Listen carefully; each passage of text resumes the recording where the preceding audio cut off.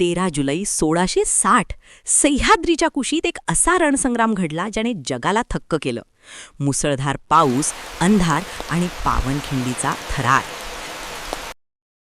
चित्रपट पाहताना आपल्या अंगावर शहारे येतात जेव्हा बाजीप्रभू देशपांडे म्हणतात, लाख मेले तरी चालतील, लाखाचा पोशिंदा जगला पाहिजे. गेले 4 महिने लेकरं बंदरावर अडकलीत. आता आम्हीच उत्तर शोधलंय. जातीनं जा आणि त्या सिक्क्याचं मुंडकं छाटून जगदंबा.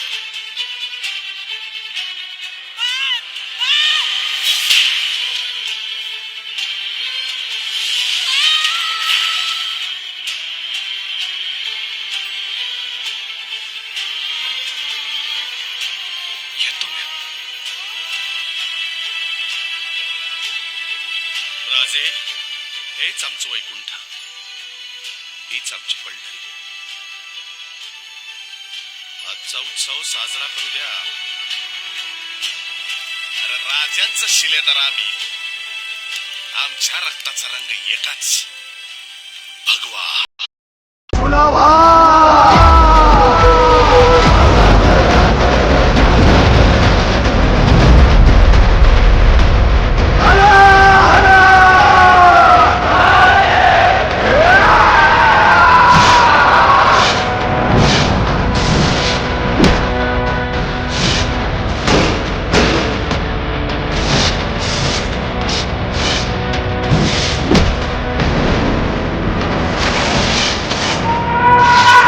पोचल्यावरती तोफांचे 5 बार द्या. तोपर्यंत या घोडखिंडीत अडकून ठेवतो गणी. अकेले खड़े हो, हट जाओ वरना कीमा बना देंगे. चल. पण मित्रांनो, एका बाजूला 10,000 सैन्य आणि दुसऱ्या बाजूला फक्त 300 मावळे. हे गणितात बसतं का, की ही केवळ एक कविकल्पना आहे? आज आपण या युद्धाचं लॉजिक चेक करणार आहोत. पन्हाळ्याचा वेढा आणि शिवा काशीद, द प्लॅन. महाराज पन्हाळगडावर अडकले होते. सिद्धी जोहरचा वेढा इतका कडक होता की तिथून निसटणं अशक्य होतं. इथे चित्रपटात दाखवल्या तसं शिवा काशीद या हिरोची एंट्री होते. Logic check. शिवा काशीद हे दिसायला हुबेहूब महाराजांसारखे होते. त्यांनी स्वतःहून बलिदानाची तयारी दर्शवली जेणेकरून महाराजांना निसटायला वेळ मिळेल. हे ऐतिहासिक सत्य आहे.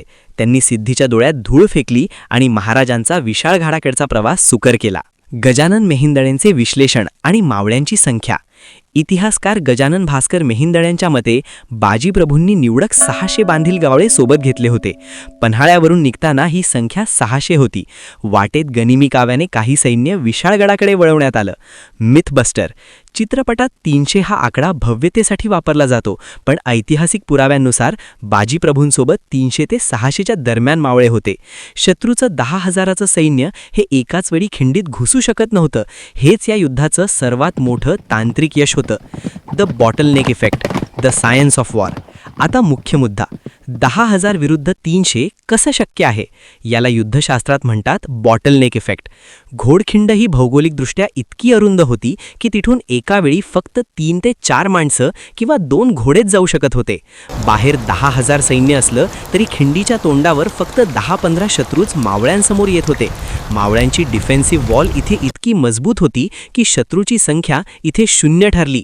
खिंडीच्या दोन्ही बाजूला उंच कडे असल्याने शत्रूला वळसा घालून जाणंही अशक्य होतं. बाजीप्रभूंची शक्ती आणि ॲड्रेनलिन रश, द ह्युमन लिमिट.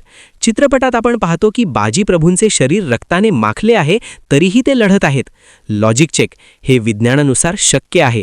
जेव्हा एखादा योद्धा करो या मरो या स्थितीत असतो तेव्हा मेंदूतून ॲड्रेनलिन आणि एन्डॉर्फिन्स नावाचे हार्मोन्स मोठ्या प्रमाणात स्त्रावतात. यामुळे शरीराला होणाऱ्या जखमांच्या वेदना मेंदूपर्यंत पोहोचत नाहीत. बाजीप्रभूंनी त्यांच्या इच्छाशक्तीच्या जोरावर मृत्यूला तोवर थांबवून धरलं जोवर विशाळ गडावरून तोफेचे 5 वार ऐकू आले नाहीत. पावनखिंड हे केवळ एक युद्ध नव्हतं, तर ते भूगोलाचा वापर करून केलेलं एक मास्टर प्लॅन होतं. चित्रपटात चित्रीकरणासाठी काही गोष्टी वाढवून दाखवल्या असल्या तरी त्या रात्रीचं बलिदान आणि बाजीप्रभूंचं शौर्य हे इतिहासातील सर्वात मोठं सत्य आहे. घोडखिंडीचं नाव पावनखिंड झालं कारण तिथली माती मावळ्यांच्या रक्ताने पावन झाली होती. तुम्हाला काय वाटतं?